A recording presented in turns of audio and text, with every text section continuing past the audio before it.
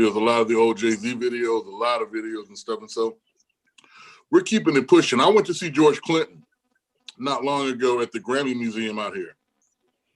And one of the things that he explained was that he had to do a new album and he had to continue to make some new music right now so it can justify the old stuff.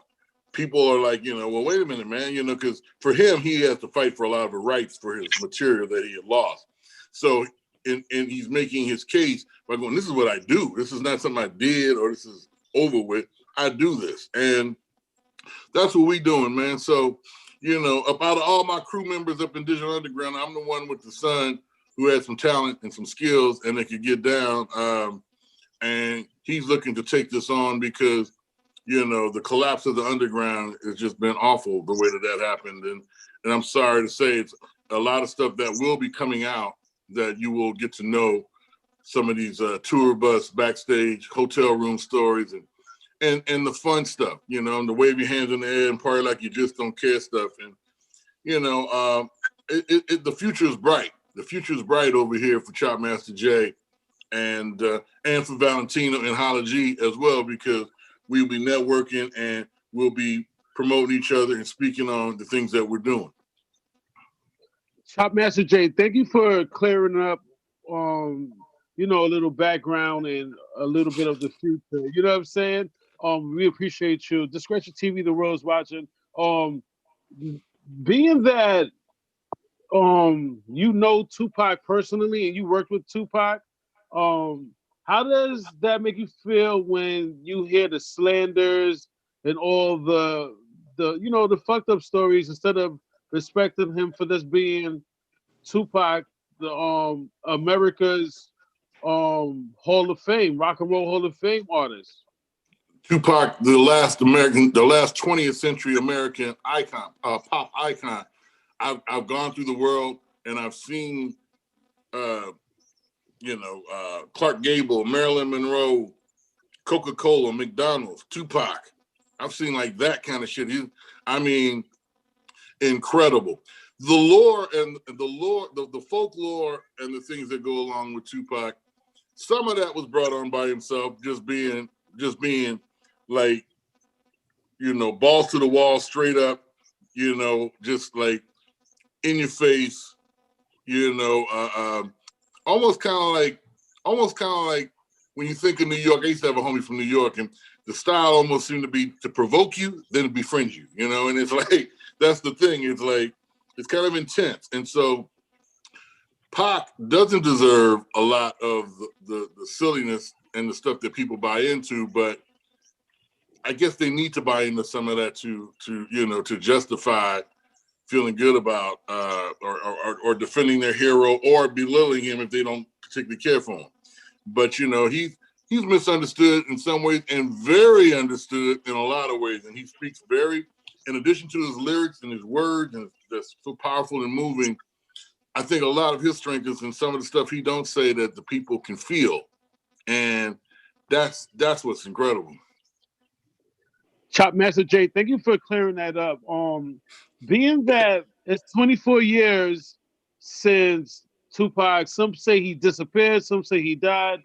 Being 24 years, looking back, do you think it's because of his Black Panther roots and the Queen Mama Athena Shakur that he was attacked like it was the COINTEL and Jim Crow days? I'm sure. I'm pretty sure that a large part of that plays into it, most certainly. And that's almost was kind of like, the whole thing is like he could have either been and grew up in obscurity and just played it down and and something like that, or he could have been like, all eyes on me, look at me, and draw all the attention towards him as in order to protect yourself, kind of. I don't know.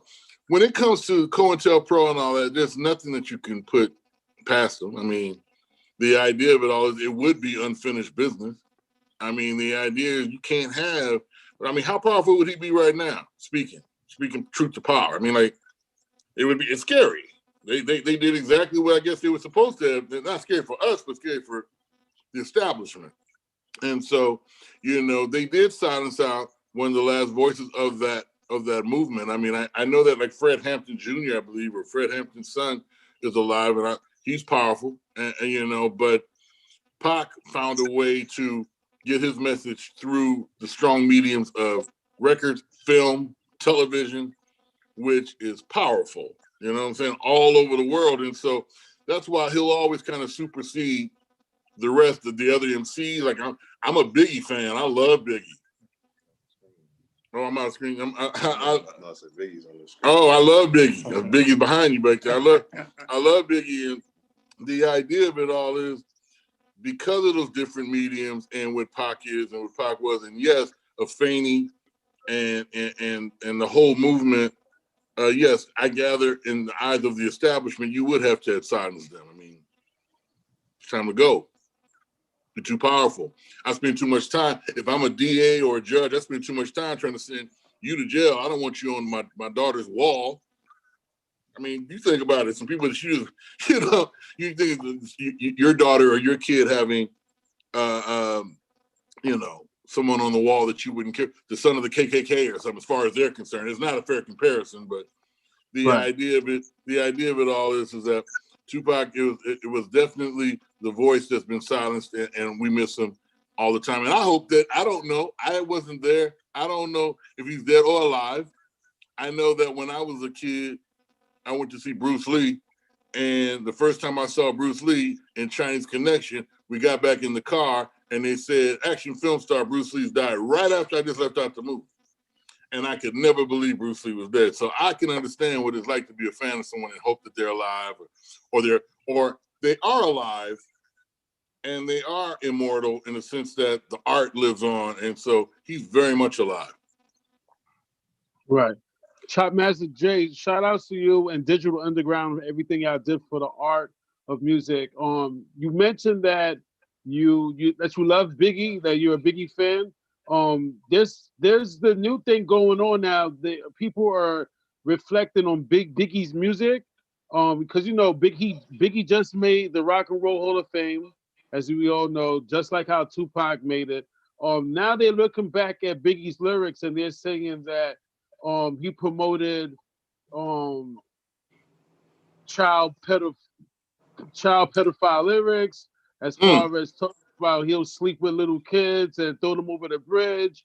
He also saying that he'll sleep with RuPaul, and RuPaul is he'd rather sleep with RuPaul. You know, looking back now, What song was that in? Which one? The one about the little kids and throwing them off a bridge. That's on his double album, Life After Death, What's Beef.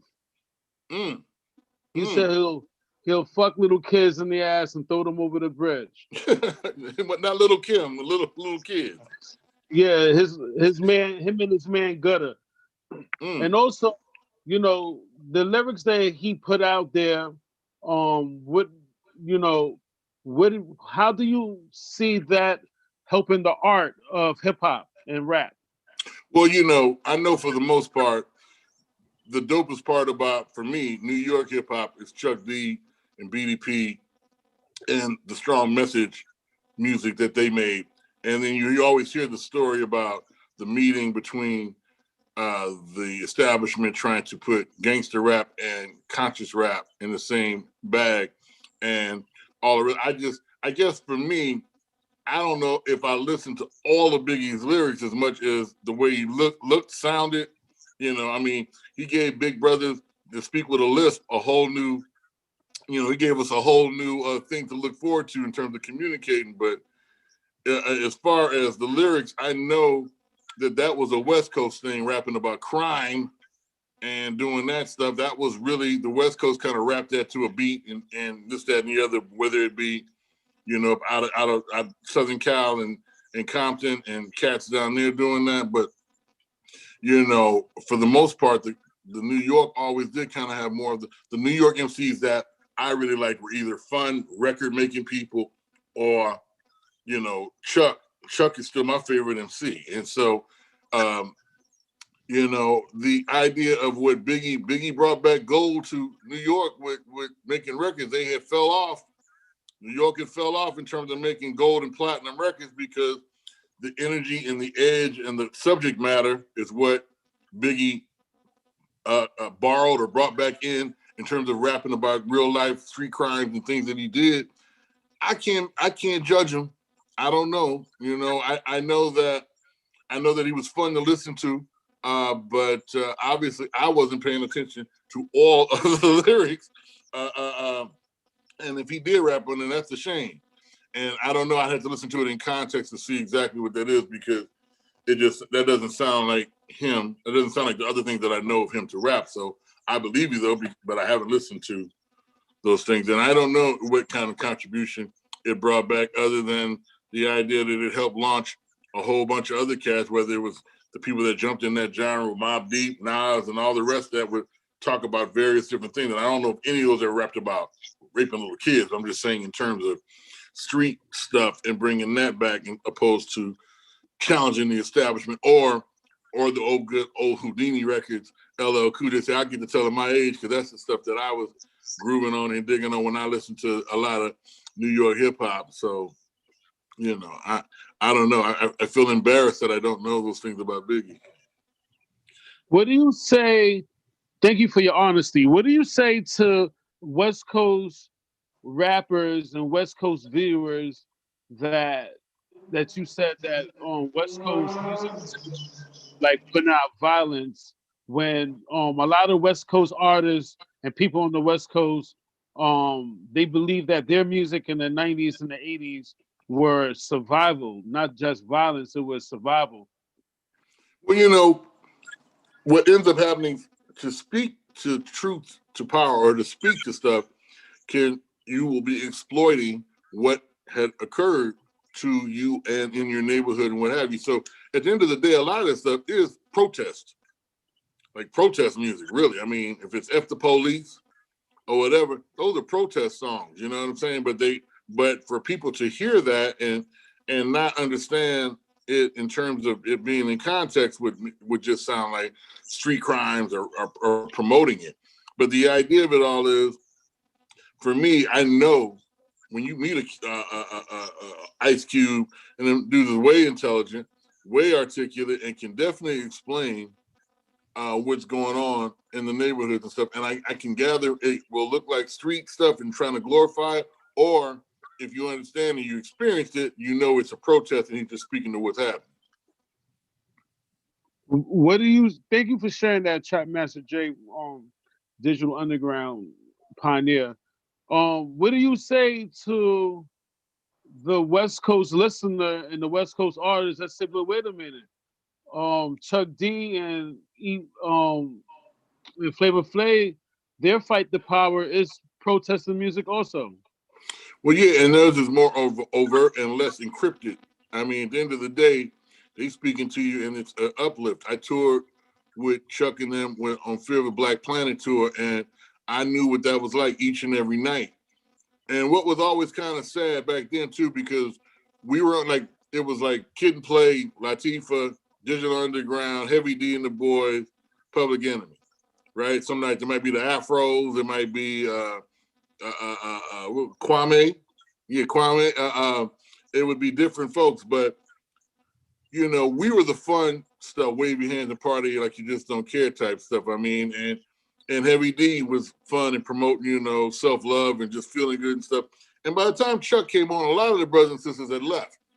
And you would look and see it was mostly other folks that stuck around to check out Chuck and them's message.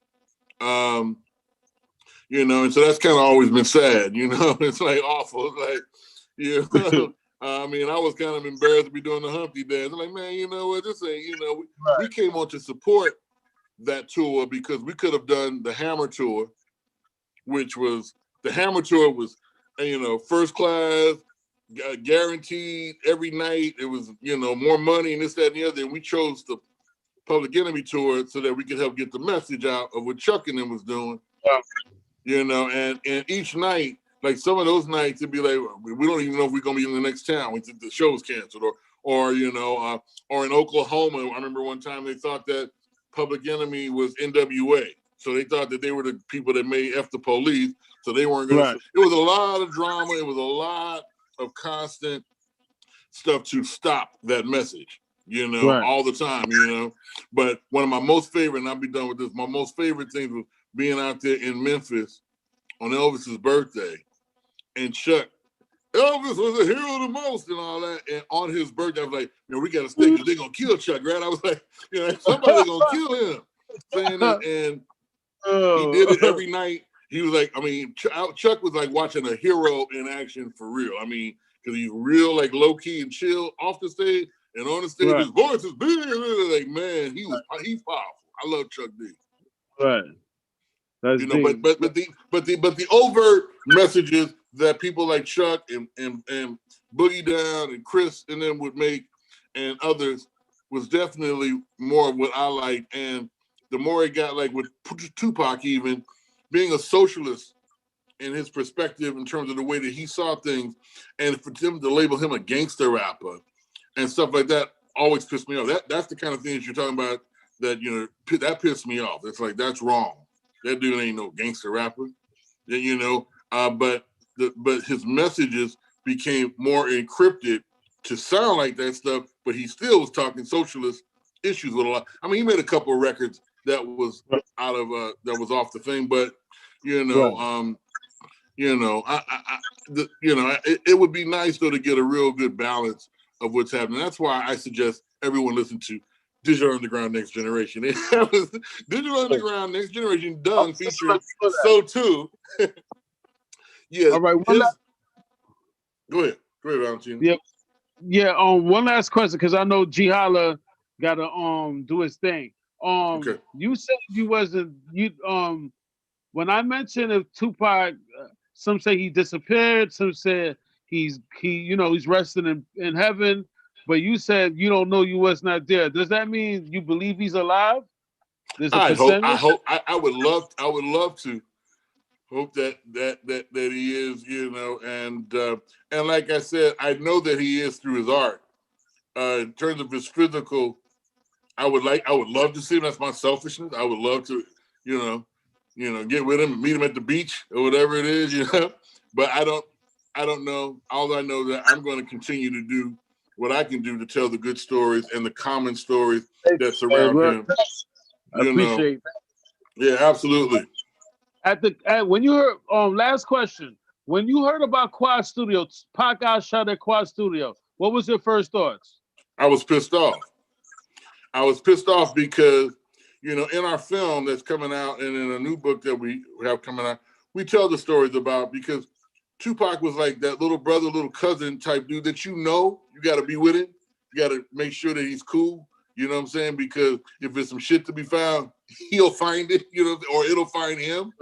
And, you know, while he was in my charge, you know what I'm saying? Like, he was my roommate. He was my roommate on tour. He was my roadie and my roommate.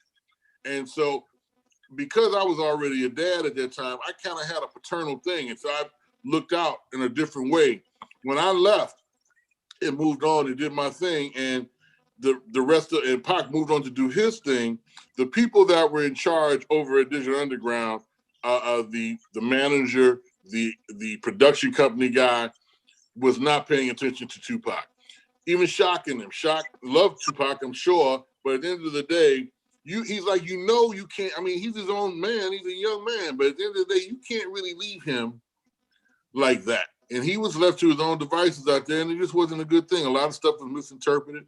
He was trying to find his way, and it's just wrong, because like I said, I know that I've curtailed lots of stuff in the past, just if it's just showing up at a diner at 3 a.m. and the fork is dirty, and he wants to confront the waitress. My fork is dirty. If I was a white man coming in, would my fork be dirty? You know, so you'd have to tell him to pick his fight. You know, you'd have to quell some of that shit, and everyone knew that, and so there was no reason for him to ever be unprotected or not with someone there that's there for him, not just there. Okay, I'm sorry. That's it. You got me going on that Quad Studio thing. That pissed me off. That was. We take that shit serious, yeah, man. We take it serious still to this day, 26 years later, Discretion TV, we take it serious, man. Yeah, man. But shout out to you, man. I really appreciate it, Chop Master Jay. And I wish you all the luck and success that God has for you, man. For real. Thank you, sir. Thank you, Brother Valentino. You be good. You're welcome, man. Thank you. 21 gun salute. All right now. All right, I appreciate that, Valentino. Stick around if you can. All right, Chop Master Jay, thanks for answering all these questions. I do have another co-host that's coming onto the line, representing that Roll Tide, you know what I'm saying, that Alabama Nation. You know, Okay. I don't know who your college team is, you know, it might be UCLA and stuff, I don't know. No. Jalen Hurts, I'm rooting for Jalen Hurts in Philly. Okay, no doubt. Go by the name of Kimmy D. Kimmy D, please mute yourself and turn your camera on and come on to the line and let's build with Chop Master Jay. Hi, how are you doing today? Hey, Kimmy D, how you doing? I'm doing well. So we briefly talked about Tupac and all of those things. I want to get a little bit in your personal life. So what was your upbringing like in the Bay Area and around being on the East Coast and other areas as well? Yeah, in the Bay Area, I grew up in a really cool time. I'm born in the 60s, and I grew up with the free speech, women's liberation, Black Panther Party movements, all culminating together like with a 1 mile radius. And I grew up in a jazz music program that the superintendent of schools in Berkeley was also the program director for K-Jazz. So when my older sister was in this program, and artists like Rodney Franklin, I don't know if you know who he is. He's a jazz pianist. He was on Columbia Records for years.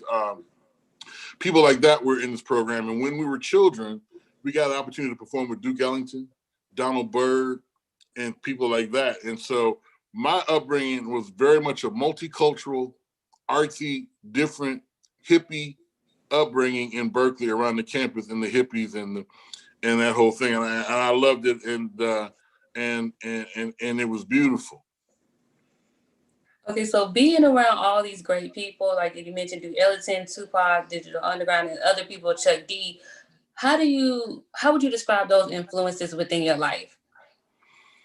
Well, for some folks, I take it all in, and all of it moves me, and that's why sometimes for me it's kind of hard to reel it in when it comes to making music, because my thing is eclectic. I mean, I make all kind of music. We have a new single out now called "Everything's Gonna Be All Right" with Dave Hollister, and it's an inspirational type song. I'm playing drums and trying to do my best Curtis Mayfield on it, and Dave is singing as well, and it just made me a more well-rounded musician. I mean, I play every genre of music, like all genres except the ones that don't feel good. I play all the music, and I just feel like I could definitely communicate with people because I was kind of raised by being in Berkeley is like being raised at the United Nations. All the people going to that Cal University, and just the knowledge and the education that overspills will have the average brother from the hood smart. So, it's like we smart out there. So in general, we haven't heard from Dave Hollister in a while. How were you able to get him on this new song? Well, Dave is someone that I found in Japan. I brought him, his very first group that he was in that was at a label was with me, with Force One Network. And that was back in 1991. We were over at Quest and we had that song Boys in the Hood, Spirit, Does Anybody Care? And we're coming up on 30 years of that. So the idea with Dave is I found him and I put him on back in the day, and our Quest recordings didn't fare so well because of just what we were talking about earlier, my upbringing. So back in the day when I found Dave, everything that sounded like Dave was like Jodeci and stuff, right? And yes. Jodeci was cool, but Jodeci for me, I wanted to add live accompaniment with those kind of vocals and singing and not just tracks, right? So I would record Dave with an orchestra. I got like a 40-piece orchestra on some of the songs that I recorded with Dave. And those are a lot of things that we're putting out. People never heard them.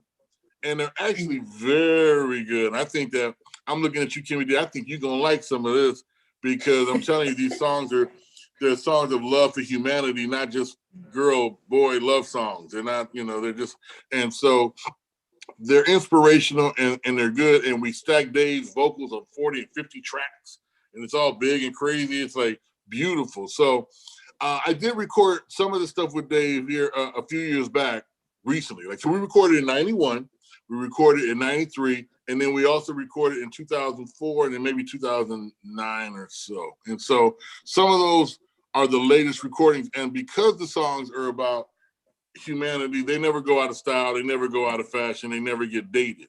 And I'll let y'all be the judge of that when y'all hear some of this stuff. Okay, I'm sorry, I stopped. There you go. No, it's fine. So you mentioned being at Berkeley and experiencing different cultures and becoming aware and being a Black Panther and freedom of speech. How do you feel now about the current environment, as in the millennials and the younger generation saying our voices need to be heard as well, protesting, standing up, supporting Black businesses? Absolutely, and I'm definitely down with that. And I talk about it every day ad nauseum for some people, because I'm just an advocate of, a lot of the things I've learned. I learned a lot of, I'm in the history, so I learned a lot of the stuff. And, first of all, being independent means not being independent of each other. It means being independent of the establishment, right? So those are the things that we really need to learn. Someone had posted, like yesterday on Facebook, an old, what's my man's name who did Superfly?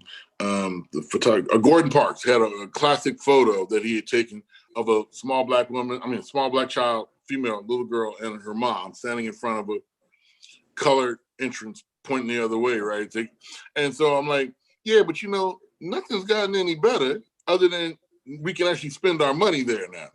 That was the only thing that really came out of that movement, sad to say, was that we could shop at Macy's in those stores. Now, that was all. They just folded our money into their pocket, but their attitudes never changed.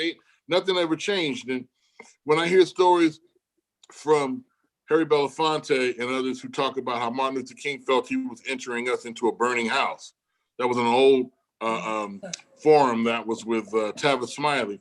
And they were speaking to a lot of the things that was presented as progress. Dr. King regretted doing. There was a lot of different things that, and they don't promote that, right? So at the end of the day, a lot of this stuff wasn't what it was supposed to be, and they still got us like trying to celebrate around an old touchdown from 50 years ago, and rightfully so. People went through a lot, but the idea of it all is we need to really understand what's happening and how it actually works, and I don't think we know enough about it, but I do know that there are a lot of things that we still fight for that really we might need to reassess and go, you know what, let them have that. Let us find a way to unite our power and let us get our vote together and let's all put our votes together and know where to bring our votes when it's time to put into the system, because it's just awful how we keep chasing something that ain't there for us. And we did better when we weren't. They had more Black doctors back then than they got now. They had more Black everything. And we had to deal with each other because those Black professionals still had to stay in the Black neighborhoods. So the poor person, Black person, still benefited from seeing that doctor in his neighborhood. Things of that nature. And the only thing that we can do is just be aware and get with the ones who want to get with it, because you ain't gonna be able to bring everybody initially. Everybody ain't gonna get on the love train, but so it starts with self-love, and I definitely promote self-love, and because you can't be loved unless you can love yourself and feel love. You ain't gonna never be able to. So everybody ain't gonna make it, and that's just what it is. But even like Harriet Tubman, she said, I could have freed more slaves if they knew they were slaves, right? So we still have that. So I'm glad you mentioned Martin Luther King and Malcolm X, because a lot of times people don't realize that Malcolm X actually believed in some of the same principles as Martin Luther King and vice versa towards the end, but it's more so promoting peace. But when you promote peace by their standards, that does not mean that a voice shouldn't still be heard, which I think is the part that people forget within his speeches. So how do you think we educate the masses on a larger scale of, we need both. We need the action sometimes that maybe, I don't know if I should say this, but I'm gonna say it, burning some stuff up, knocking out the establishment. Sure. And sometimes you need to sing "We Shall Overcome." Right after you, while you burning the stuff up. So the whole thing is, that's exactly right, because the one thing that's always understood is you don't get no change without taking it to the street. They ain't never happened. So the reason why they spent a lot of time promoting that Martin Luther King thing was because of that, to keep you calm and quell and tell you that was what was right. I bet you Dr. King probably said, look, everybody go get what you got at the house, a knife, a baseball bat, any, and just go out there and let's do it. And once again, all of us ain't gonna make it. But the one thing I'll say is like this, is that you got brothers incarcerated now, brothers and sisters incarcerated, this, that, and the other, like a couple million or probably even more that are on lockdown and stuff. And it's like, I'm not trying to sound like an elitist or anything like that, but I'm just going, wait a minute. If you got people out here already putting their lives, like, in certain consequences and certain stuff, it would at least be nice if it was for a cause for us all. So at the end of the day, like I said, some of us probably ain't all gonna make it, but to be able to understand the difference of the media promoting peace because that's what they wanted, that's what worked best. All they wanted to do was let us shop at Macy's and nobody be having no problems, right? But the stuff that Brother Malcolm was talking was more realistic, and the real deal is it was fearful. You get a lot of fear when you speak real stuff, because what that means, we're gonna have to go out there, and out of the 10 of us, maybe only 6 of us make it back. But it's not about love, it's about respect first. We have to commandeer some kind of respect, and we don't have any respect.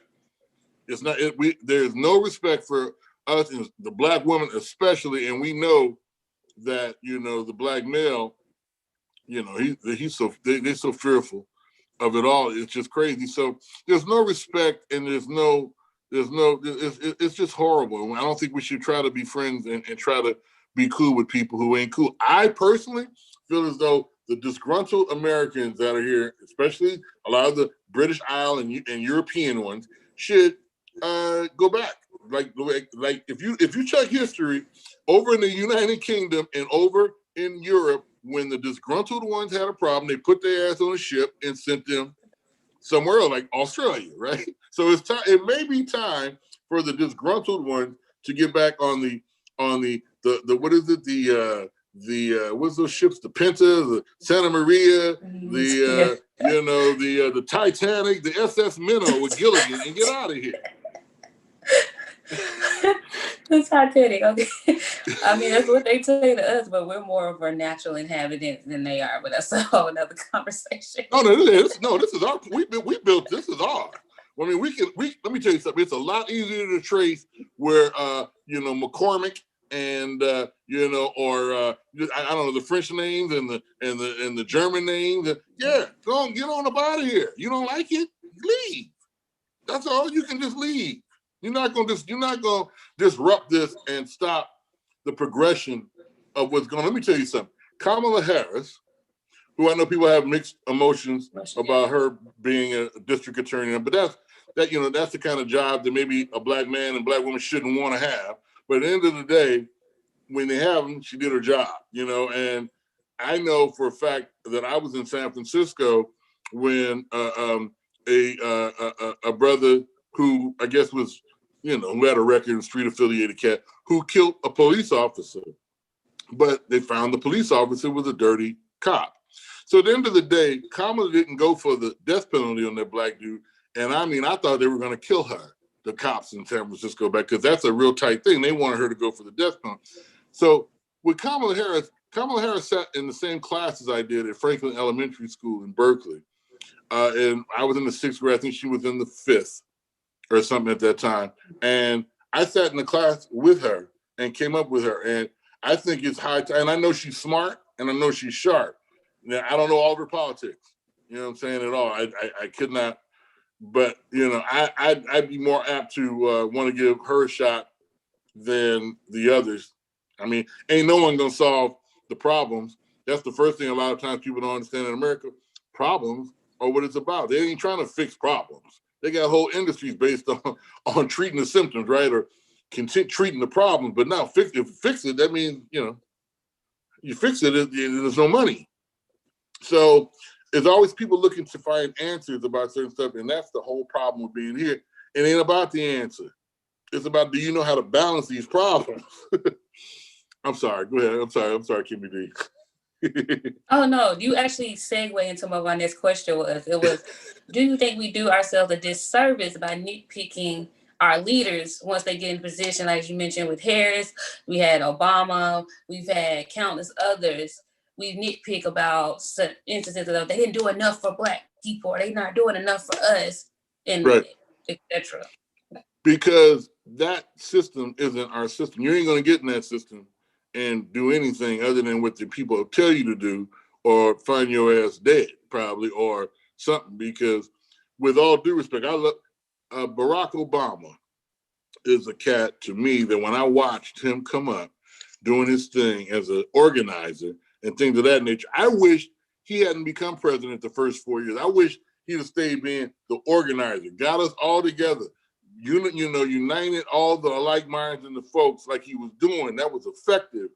And then utilize that strength, which would have been real power, would have real strength, and do that because, quite honestly, he and Michelle and the daughters are they did that job with such grace and was so stylized.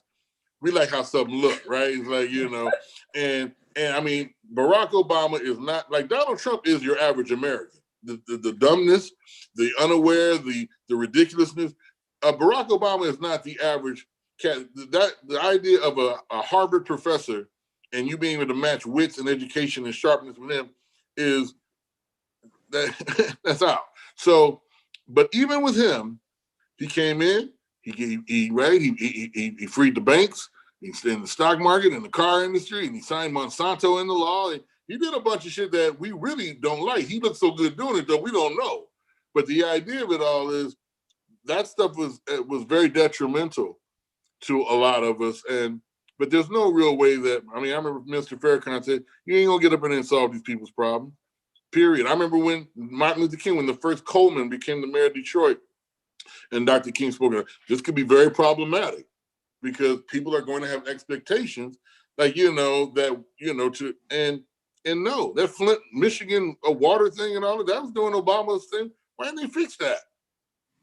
Wait.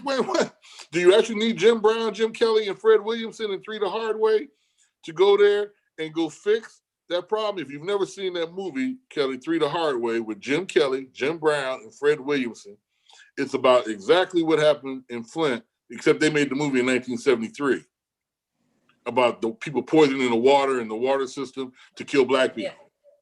Yeah. Three the Hard Way. So do you think us as a general population, as in Black people, African Americans, depending on what preference, us holding ourselves to this higher standard of when they attack us, we have to go higher. When they go low, we go high, or we got to turn the other cheek. Do you think that is what is debilitating us in some of these systems where you have to be cutthroat in order to make it? Well, you definitely can't be the person you were told to be back in the 1800s or the early 1900s. The 20th century, that's over. 21st century, you're going to have to adapt.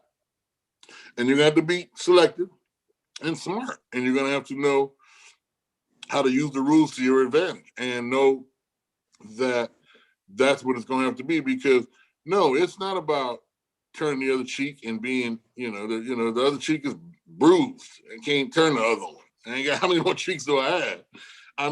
The idea is, no, we're going to have to stand up for ourselves. It's going to get ugly. I hope, but, when is the revolution not? And you can watch, because you can watch the revolution and see what happened. I was speaking with my mother when we was talking about Haiti. We were talking about Louisiana, is what we were talking about initially. And we were talking about Haiti. And, that's why they leave Haiti's ass hanging blowing in the wind now, because of the revolt they did, back in 1830 somewhere. So whenever it was that they did that. And a lot of those Haitian types and folks were in Louisiana, right? A lot of that French thing. And that's why they let Hurricane Katrina and let them Black folks asses blow in the wind too with that, because there is a connection with the Haitian thing from back in the day. And I can't really explain. I can tell you about these things, but to connect the dots, you connect the dots. But the idea of it all is, revolution is going to be what it's going to take. Now, if it's just going to be cyber revolution or this kind of thing, or if it's actually going to be happening in the streets, I don't know. But there's a lot of reform and a lot of things that need to happen. I was so sad that we did not vote in rules to change the laws and the police during when people were protesting. That was the time to get everybody signed up. Sign up everything. Let's put this emergency bill into law and put this on the ballot for now and make sure that all that had to be handled. I think we missed another one of our moments. Yes, that's what I was telling people at the beginning. Like, this was the perfect storm for our voices to be utilized and to finally get what we need as far as mobilization, because you actually had other demographic races, ethnicities coming in saying, okay, we finally hear you and we finally see what you mean, or we at least understand or empathize. So now it's our time, because everyone else has always put their demands, the LGBTQIA, Right. and Right. everyone else in between has always gotten their demands answered because Right. they knew what they wanted. And I think sometimes we don't always know what we want. Yeah, well, that, and what the sad part about it, there's too many industries that is rooted and make money and rely upon this, like these problems to continue. There's too many industries. You know what I'm saying? Period. Like, I don't shop at the Gap or Banana Republic or any of that to this day because they own the prisons that make the clothes inside their prisons, right? So while we ain't out there picking cotton no more, we are putting zippers on the cotton jeans. An Old Navy for $8 for a shirt or whatever. It's like ridiculous. And it's like, to not be cognizant or aware of what's actually happening, it's just too much industry based upon them being able to misuse us everywhere from the prisons all the way to television and selling their sports and everything. It's just we are the commodity of America, Black people, period, in our culture and everything we do, right? Nobody's better than LeBron James playing basketball, right? There's nobody, more dominant than us in everything that we do. And we're sold internationally. And I believe that a large part of being able to sell us internationally is knowing that, their knee is still on our head, on our neck. That gives certain comfort to people who want to come here. Like, will those niggas bite us when we get there? Like, no, they won't bite. They don't bite. Look, see? I'm sorry. No, you're fine. Like, I protested this summer and everything in between, and dealing with my own protesting the system because I'm in academia. So that's a whole burden within itself. But you mentioned the revolution, and a part of the revolution has always been music, arts, creativity. Do you think we have any leaders within music who are speaking upon this revolution currently? Killer Mike, I like him a lot. I like him a lot. I'm sure there are a lot. I hear certain ones speak up time. Like, I like T.I. I like how he can speak to, his demographic and his folks. Like, he can keep it where you can understand. Like, he can speak in layman's terms and everybody can understand. He ain't talking over your head and all the rest of that. And he is talking over your head if you just, got larceny in your heart. But at the end of the day, if you're able to be talked to and rationalized with, he's good. There are some I can't name all the ones that are doing what they're doing, but Chuck D and them still doing their thing, and I'll forever be a Chuck fan. But the idea is that we're looking to do that with the new recordings and things that we're putting out. We are speaking to what's going on, and like I said, sadly, some of the recordings we made damn near 30 years ago when Bush was in office. The same issues are still in place, man. They're still in place. So what can people expect from what you're doing and the projects that you have upcoming?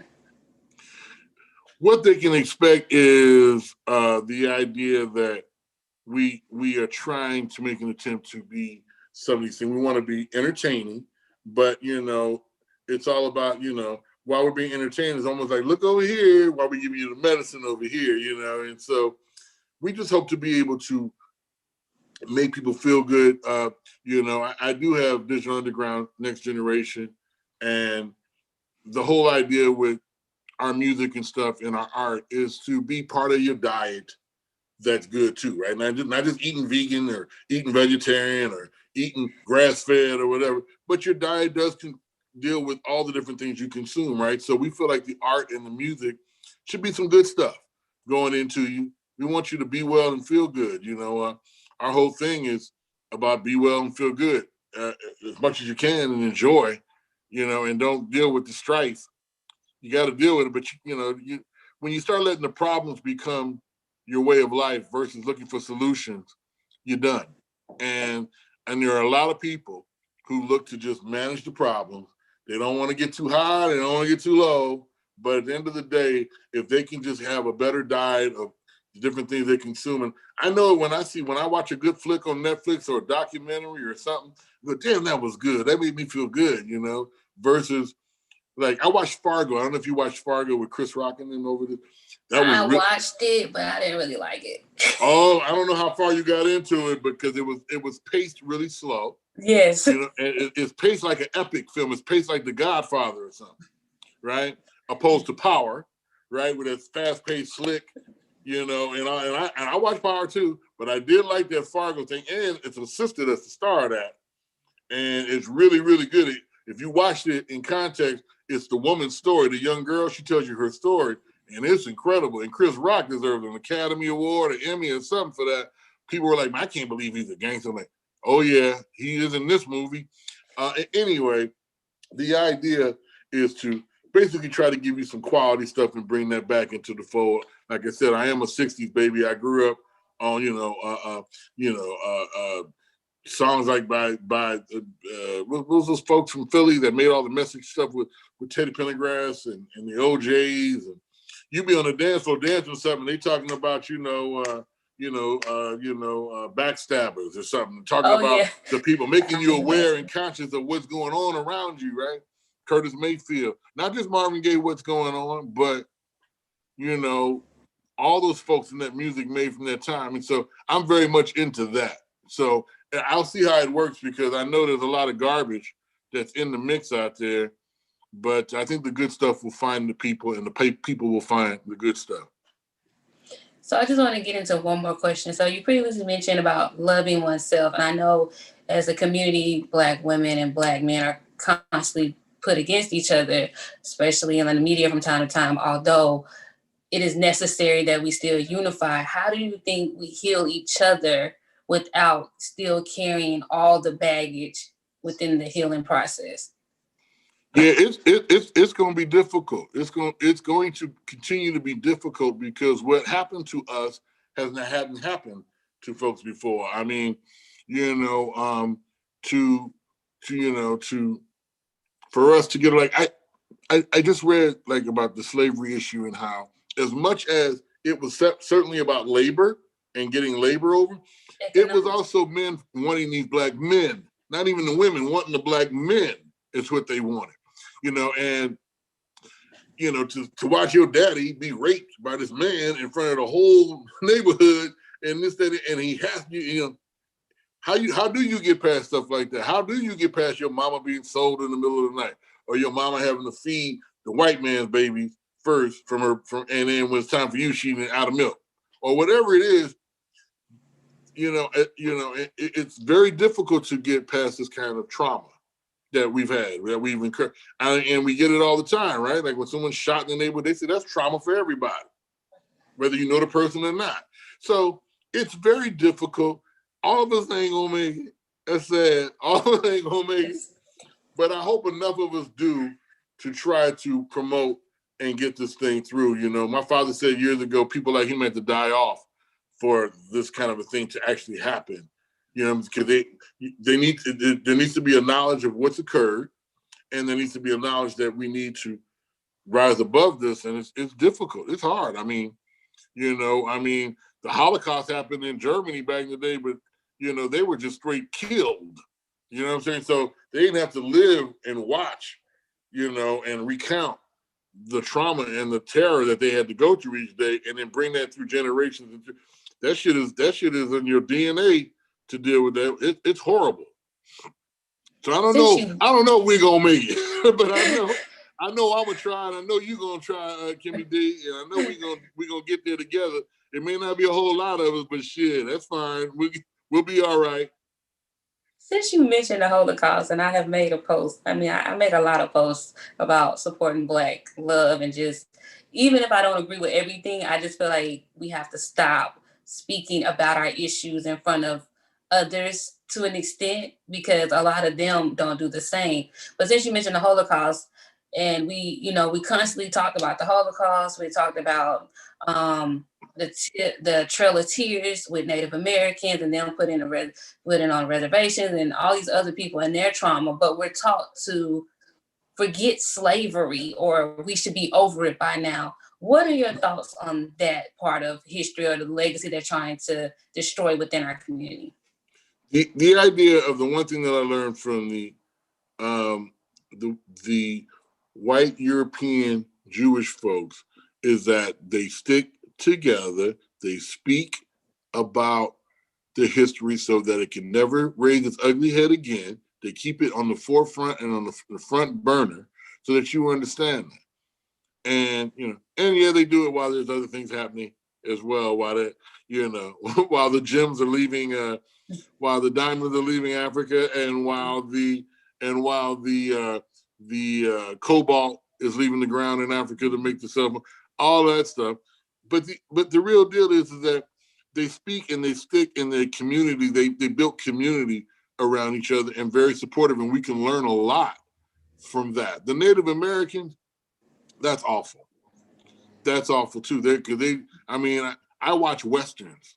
I watch them because let me tell you, you can watch Rifleman, Bonanza, Wagon Train right now, and you'll learn exactly what America's about right now. It's like you can see the same thing, right? The same principle, the same shit is happening right now, and it's amazing. And the Native Americans are being whacked and we killed off. But then once again, that's horrible. But they just being killed off. They ain't got to deal with each other after it's trying to, we still fighting and striving for certain stuff, and it's very difficult to socialize and interact with someone who, it's just difficult. It's hard. I mean, it's really, really hard. But I know that if we try, and the ones who want to will, and we will find a way to get along, be civil, support each other. My father used to say, he said, the difference between white folks and Black folks is a white person will dislike this other white person. Yeah, I don't like him, but he's the right man for the job. They'll still endorse him. We I don't like that. What would he do? I just don't like that. Like that. That's us. And so, that's horrible. And hopefully we'll be able to get past it. Or get past it, or learn to live with it, through it, recognize it, understand it, and then keep it moving when we see it. That's all. You see a sellout, you see a dude that's messed up, just keep it moving. You don't give him none of your time, and certainly don't give him none of your money. All right. Well, I thank you for your time, and I'm going to get GeHolla back on. If you hopefully he'll be coming back on with his video. But it's been a pleasure speaking with you. It's very nice speaking with you too. All right, Kimmy D. All right, GeHolla. You be well. Feel good, lady. Thank you. Giving us a lot of good things to listen to think about too as well. And we appreciate your sacrifice that you've given to the culture. Like, you're real dope. Man, like for real, Chop Master. They don't make them like you no more. Well, the idea of it, I'm trying to be like you. We're trying to get our podcast popping. We getting ready to get it happening. We're going to do like Father Like Fun and be able to speak on two different generations of pop culture and things. And, and I just appreciate being able to get with you. I see that you staying busy. What you driving? What you doing? You driving, looking behind you? Yeah, I'm driving out. Pardon me. I had to take care of some family business, man. I'm kind of sick right now, but it's all good, man. I appreciate you, man. I just want to ask you a few questions before I let you go. Okay. You came on to the show. I don't know if you remember. It was about 2 years ago, and we were interviewing Lenny Williams. Do you remember that? Yes, I remember. Okay. I do remember Lenny because Lenny is one of my heroes. I used to see him perform all the time with Tower Power when I was a child, and the Tower Power horn section used to practice around the house, around the block from my house. So you could hear them practicing the horns from What Is Hip, and all them songs in my house. So that, and Lenny, he basically gave my dad a ride from the airport with him in his car. Didn't know my father at all, but he saw my father. He said he saw he had a tailor-made suit on. He knew that he must have been a cool brother, and that was just incredible. So yeah, I love Lenny. What's up with Lenny? He's good, right? Yeah, he's still good. There's somebody you mentioned earlier when you talked about Obama being a community organizer, and you gave me a story, and I said, yo, ever since that day, I got to get back with my brother because I want to hear this story again. Do you remember you said that you all was doing, was it a concert in Chicago? It was something in Chicago that you all were doing. Sure. And Tupac needed some money for something. Tell me that story. No. Right. So we're at the Regal Theater in Chicago, and essentially, are you there? I'm still here. I'm listening. Okay. So yeah, we at the Regal Theater in Chicago, and there is a rumor, or not a rumor, but basically there is a community organizer who needs 20 tickets for the show that night. And, you know, that's a big request, a lot of tickets like that for somebody that nobody knows at the last minute and all that. And so, and none of us were really trying to get these tickets, but for some reason, only that night, and I don't know ever, not ever before or since on those tours, did Tupac go all out to try to get tickets for this community organizer, because he understood what community organizer was and what that meant. And so without knowing who's who and what's what, because both of them were just coming up, you know, and the idea that, you know, because I remember everybody was talking about, you know, and the guy had a funny name, and they thought it was a funny name at the time, a funny name that one of these tickets is like this community organizer, and it turned out to be Barack Obama. And Barack Obama received 20 tickets from Tupac, driving everybody crazy, going to get their extra tickets for that night. He went to every crew, Public Enemy, Latifah, everybody, Heavy D, and went and solicited and got the extra tickets so that the community organizer, who turned out to be Barack Obama, and their paths, I know their paths crossed that night. I don't know, like I said, if Barack knows yet or not, but this story will be coming up in our film, because that is quite ironic, isn't it? That is a crazy story, how 6 degrees of separation in life, for real. How close people can be close to each other on the same mission, or different missions, but same paths. It's just interesting how everything is interwoven and connected. Yeah, and it ain't by an accident either. Hey, that's right. You're telling the truth. That's absolutely true. You know, yeah, I mean, can you imagine if Pac was consulting Barack? Because that's what it would have been. Hey, no, you're right. Can you imagine them together as a combination? Oh, when man, I can imagine him and Pac before I can imagine Barack and Jay-Z. I can imagine Tupac being there. Hey, that would have been a wonderful sight to see. You would have gotten like all the streets would united. Then you would have had like that upper echelon of black people united. Now, can you imagine what we could do together? I mean, with Barack being the only sitting president to ever go visit inside a penitentiary, and then you got like a Tupac that can go through the penitentiaries with him and go speak. Yeah, it would have been too much like fixing the problem, and that's what America and the establishment don't. It ain't about fixing no problem. It's about managing them. That's very true. I do agree. You know, G, I really want you to have us back like soon, because we're gonna be releasing this stuff, and all this stuff is happening. I meant to had sent you our new video, and I'm gonna do it. We should send you this video of All Right and some of the other stuff, but I want to send you some stuff so you can look and see, and we can be a part with what you're doing, because I'm proud of you. I see you doing some more things. You moving on up like them Jeffersons, And our thing is to be able to touch people and touch all the bases. And so we want to continue to network with you and keep it moving. But we will be releasing content starting in the next few weeks, actually the top of the year, and through January 15th and February. And we just wanted to extend an invite for you to come holler at us at our show, and we holler at GeHolla, holla G at your show. Hey, that sounds good. I appreciate you sending that invitation. We'd like to take that invitation too as well. Could you please tell the people what's your social media and how they get in contact with you for any future interviews or content or speaking engagements, anything that you have going on? Well, for any interviews and things of that nature, you have to reach out to Makita over at Mean Public Relations. My girl for the last 30 years, she's been doing it. But what am I, Chopmaster J at? Chopmaster J Instagram. At Instagram. And at Facebook. And for right now, Facebook and Instagram at Chopmaster J.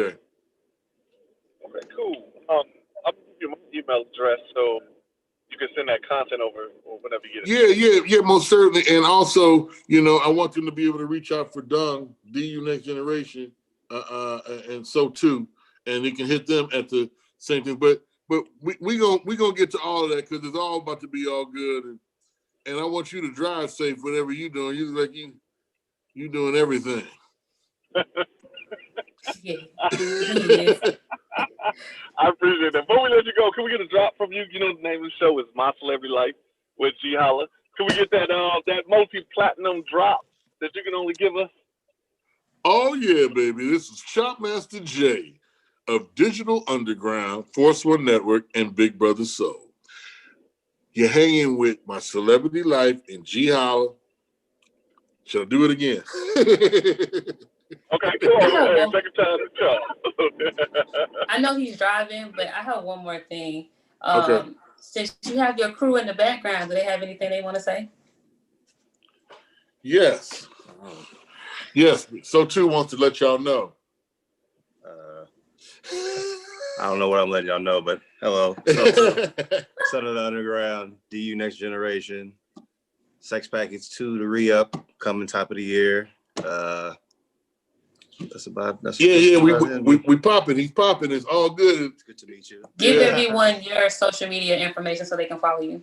Yeah. My social media Instagram is at DUNX Generation, and then my is at SOT Underground, and Twitter we at DU_next gen. And Elemental P. It's all interwoven. It's all connected to one another. But it's at DU NX Generation is the Instagram. So you can check all our music out. We on iTunes, Spotify. You can check us out. All right, thank you. For sure. I'm trying to squeeze in here. I'm sorry. All right, Holla, you can close it on out. What's up, man? I want to say again, my good brother, thank you for coming on to the show this afternoon, giving us all those gems, those historical records for research and find. And you've been a really awesome guest, really VIP guest, really cool brother. And it's a pleasure to have you on the show and to meet you along this journey we call life. And everything is going to be good. And we're going to link up in 2021 and build and make some more great things happen. There it is. All right. Bye. All right, G. Kimmy D. Valentino. All right. Take care. Be well. All right, you too. Be well. All right, ladies and gentlemen, that's it. We're closing out the show. I go by the name of Ge Holla. It's not Google, it's not Guala, not GeHolla, but Ge Holla.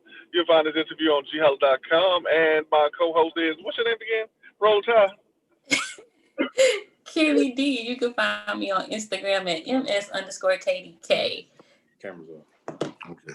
All right, and we had a wonderful VIP guest. Please make sure you check out Chopmaster J, co-founder of the Digital Underground. And if you don't know the history on it, and he gave you a little bit, just hit on that Google. All right, so I'm Digital Underground. You'll see a lot of great people.